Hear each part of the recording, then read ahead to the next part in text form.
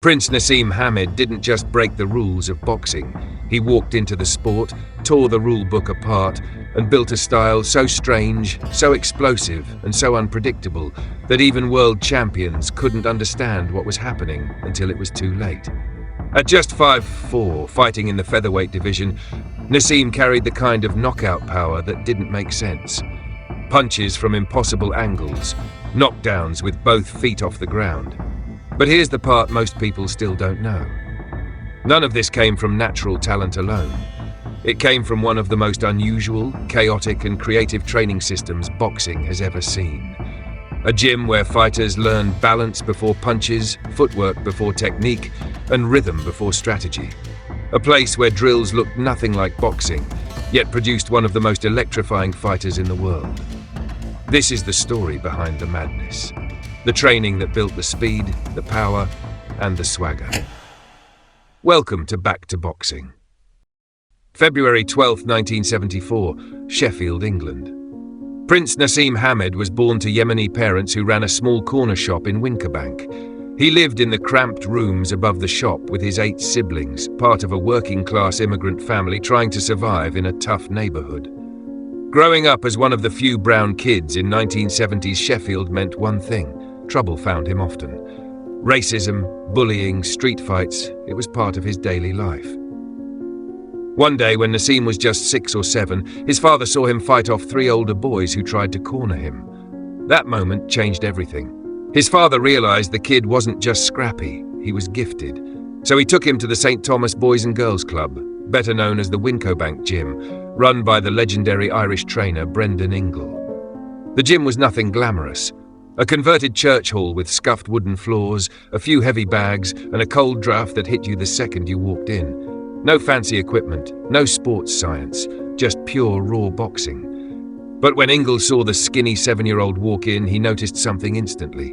The reflexes, the balance, the natural snap in his punches, but also the attitude, that spark, that fearlessness. Ingle later said he knew from day one that this child could become a world champion. What made their partnership special was simple. Ingle didn't try to change Naseem's wildness. He didn't crush his ego, his swagger, his creativity. He embraced it. He saw that Naseem's confidence and showmanship weren't distractions, they were weapons. Tools that, if polished correctly, could make him unlike any fighter the sport had ever seen. Wincobank became Naseem's second home. And under Ingle's guidance, the kid from Sheffield began shaping the unorthodox, explosive, and downright unpredictable style that would one day shock the boxing world. Early training with Brendan Ingle. Brendan Ingle admired Muhammad Ali not because he wanted to copy Ali's style, but because he believed in the same principles: speed, movement, rhythm, and intelligent defense. While most British gyms in the 1980s focused on straight-ahead aggression, Ingle was building fighters who were hard to hit, unpredictable, and constantly moving. His rule was simple: hit without being hit. One of Ingle's most radical methods was stance switching. He trained his fighters to box both orthodox and southpaw, stepping in and out from unusual angles and feeling comfortable with either foot forward. Most coaches preached mastering one stance. Ingle believed adaptability was the real advantage. This philosophy first took shape with Harold "Bomber" Graham, an extraordinarily elusive fighter who became the blueprint for the Wincobank style. Naseem absorbed that foundation and took it to another level. Ingle mixed traditional training with unexpected drills. One of his most unusual tools was Irish dancing. The rapid foot taps, balance shifts, and rhythmic steps translated directly into boxing movement. Training was intense. Hours of footwork circuits, lateral movement, quick pivots, and constant stance switching. Then defensive drills, slip lines, rolling patterns, leaning back just outside range, and shadow boxing with dramatic head movement.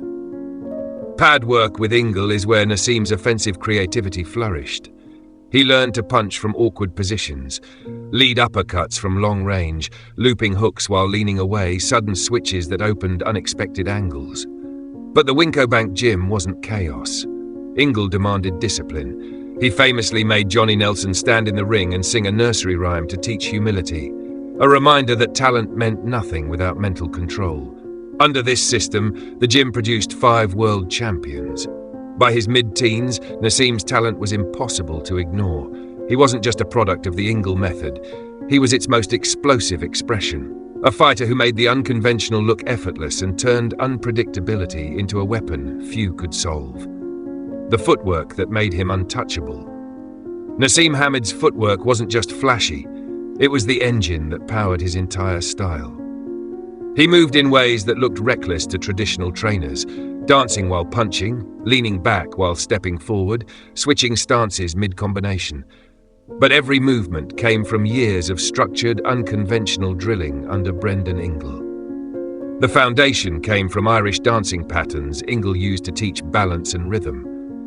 Naseem repeated these rapid foot movements for hours until the bouncing, hopping rhythm became automatic, allowing him to explode in any direction without losing balance. While most fighters stick to one stance and consistent weight distribution, the Ingle system tore that idea apart. Naseem learned to be comfortable square, orthodox, or southpaw, switching between them instantly. Every switch created new angles and broke an opponent's rhythm. His drills were relentless. Endless shadowboxing for fluidity, quick-step and two-step patterns for acceleration, and constant lateral movement around imaginary opponents. Distance control was another critical skill. Naseem trained to stay just outside an opponent's reach, then close the gap in an instant with a sharp power shot. Those exaggerated upper body movements weren't just for show. With his feet and head constantly shifting, opponents were forced to overcommit to land clean, and when they did, he was already in position to counter. Partner drills often focused purely on defensive movement, sharpening his reactions without even throwing punches. Even his shadowboxing was different. He rehearsed everything together: footwork, angles, stance changes, rhythm, as one continuous, flowing sequence. On the heavy bag, he circled constantly and fired combinations from unusual positions, learning how to generate power while moving and offline. The result was a fighter who seemed to bend the rules of physics. Naseem could retreat and still land knockout shots, look off balance yet deliver full power. Against Steve Robinson, his shifting rhythm and unpredictable angles made him almost impossible to time. This was the product of years of precise, unconventional footwork training, a style few before him had attempted, and one almost no one since has been able to truly replicate. Conditioning and boxing-specific drills. The conditioning work allowed Naseem to maintain that frenetic pace for 12 rounds. Training days started early. 4-mile runs through the hills of North Sheffield around 6:30 in the morning. This was serious road work designed to build endurance and mental toughness, running in all weather, pushing through fatigue, building the engine for those explosive performances. Breakfast was controlled. Porridge made with water and salt, followed by scrambled eggs with olive oil. Nutrition was taken seriously to fuel performance while maintaining strict featherweight requirements. By mid-morning, Naseem was back in the gym. Sessions started with footwork drills and circuits, then 8 to 10 rounds on the pads. This pad work was specifically designed to increase speed, timing, and work rate. Ingle would call out combinations, change angles unexpectedly, force Naseem to react. The pace was relentless. Heavy bag work was where power was refined. Naseem had freakish punching power for his size. It came from technique and conditioning, rotating hips explosively, transferring power from legs through core into punches. Sessions focused on combinations and single power shots from unexpected angles. The speed bag trained rhythm and shoulder endurance. Jump rope work emphasized footwork patterns similar to his fighting style, reinforcing muscle memory and maintaining explosive leg power. Core strength was paramount. Medicine balls for sit-ups, planks, rotational exercises mimicking explosive movements. A strong core allowed all those unorthodox movements without injury. Sparring was approached differently. Ingle believed in open sparring, but only every other day to protect fighters from unnecessary damage. Naseem's regular sparring partners included southpaw welterweights and skilled fighters from the gym who pushed him and kept him sharp. Resistance training focused on functional strength. Squats for leg power, explosive upper body movements rather than heavy lifting. The goal was power without bulk. Afternoon sessions around 3:30 focused on technical work and additional sparring. Specific techniques, particular combinations, preparation for upcoming opponents. Dinner was protein-focused. Grilled steak, chicken or fish with brown rice or potatoes and vegetables. Clean eating supporting the intense training load. As Naseem's career progressed and he left Ingle for Emmanuel Stewart, his training evolved. Stewart was known for orthodox fighters, and there was tension between maintaining Naseem's unique style and adding traditional elements. Before the Marco Antonio Barrera fight in 2001, reports indicated problems. While Barrera trained intensely in Big Bear, Naseem trained in more comfortable conditions. Stewart arrived for the final 2 weeks and was immediately worried. Naseem wasn't taking sparring seriously. This was a departure from the disciplined approach that brought him success. It's a reminder that even the best training systems only work when the fighter commits fully. The greatest showman in boxing. For Naseem Hamed, training wasn't just about punches and conditioning, it was about building a complete performance. His entrances, showmanship and psychological warfare were rehearsed as deliberately as his footwork. He understood early that boxing is entertainment. The bigger the show, the bigger the legacy. And for Naseem, it wasn't just business. He loved performing. Every entrance was a spectacle. Flying carpets, thrown platforms, convertible Cadillacs, thriller reenactments, golden palanquins, leopard print shorts. None of it was random. Everything was choreographed to elevate the moment. The showmanship served 3 purposes. First, it unnerved opponents. When a man floats into the arena or somersaults into the ring, it gets in your head before the first jab. Second, it built his brand. HBO signed him to a major deal because he brought spectacle to weight classes that rarely had it. Third, it fueled his self-belief. The entrances weren't just for fans, they reinforced his identity as someone special. The somersault over the top rope, one of his trademarks, wasn't just flash. He drilled it repeatedly because he refused to risk a mistake under bright lights. His in-ring antics were just as calculated. Hands down, taunts, dancing, mocking opponents when they missed. It wasn't disrespect, it was psychological strategy. Frustrated fighters make mistakes, and Naseem capitalized on them. Even this was trained.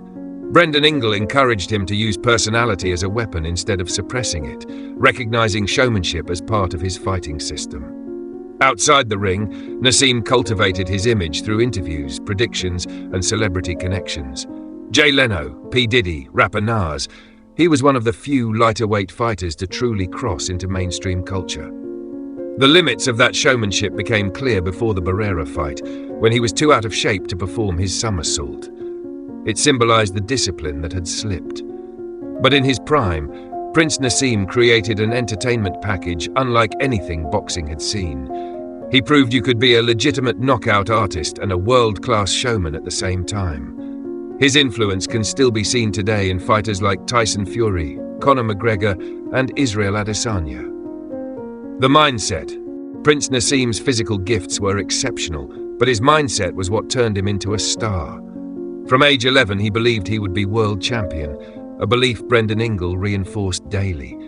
That confidence, sometimes bordering on arrogance, became part of his identity. Fear existed, but he refused to let it control him. As we have already discussed, his ring walks, music, and showmanship weren't just entertainment. They were psychological tools designed to make opponents doubt themselves before the first round even started. Naseem studied mental warfare the same way he studied angles and footwork. Faith played a major role. As a devout Muslim, he credited his strength to God and often recited the takbir before fights. That spiritual grounding gave him a sense of power and purpose beyond training. Visualization was constant. Naseem mentally rehearsed fights, punches, and outcomes until stepping into the ring felt familiar. That mental preparation showed in moments of adversity, like the Kevin Kelly fight, where he survived multiple knockdowns and still scored a knockout. He thrived under pressure, often performing better when the moment was biggest and the arena was the loudest. But confidence had limits. As success grew, discipline slipped. The split with Ingle and his reduced training intensity exposed cracks in his mindset. By the time he faced Marco Antonio Barrera, ego had overtaken preparation, and the loss shattered the invincible persona he had built. At his peak, though, roughly 1992 to 2000, Naseem's mentality was as dangerous as his left hand, fearless, faith-driven, and weaponized for psychological dominance. Legacy and conclusion. Prince Naseem Hamed's legacy goes far beyond his record. He retired at 28 with 36 wins, 1 loss and 31 knockouts, held the WBO featherweight title for nearly 7 years, and became one of the most dominant punchers in featherweight history. He proved that elite skill and pure entertainment could coexist. HBO's Lou DiBella even compared his cultural impact to Muhammad Ali's, calling him a fighter who redefined showmanship in boxing. As a British Yemeni star, Naseem became a landmark figure for British Asians and Arabs, showing that you could succeed at the highest levels without hiding your identity. Actors like Riz Ahmed have mentioned him as a childhood role model. In 2015, he was inducted into the International Boxing Hall of Fame, and in 2019, Ring magazine awarded him an honorary featherweight title, a rare recognition of his dominance. Today, BoxRec ranks him among the top 10 British fighters of all time. His style also changed training philosophy. While most gyms don't copy the entire Ingle system, elements of Naseem's approach, movement, angles, rhythm, and psychological pressure have been absorbed into modern boxing. A feature film about Naseem and Brendan Ingle is in production, with Sylvester Stallone involved and Pierce Brosnan set to play Ingle. It highlights what their story really represents: mentorship, creativity, discipline, and cultural identity. Could Naseem have achieved even more? Possibly. The Barrera loss and his decline in discipline raised questions about how far his talent could have gone. But the qualities that made him unpredictable also made him great. For young fighters, his story offers clear lessons. Be yourself, train with purpose, master your fundamentals, value your trainer, and don't be afraid to break the rules if you can back it up. Prince Naseem didn't just win fights, he changed the way fighters move, think, train, and perform. The training built the style built the legend, and the legend still inspires the boxing world today.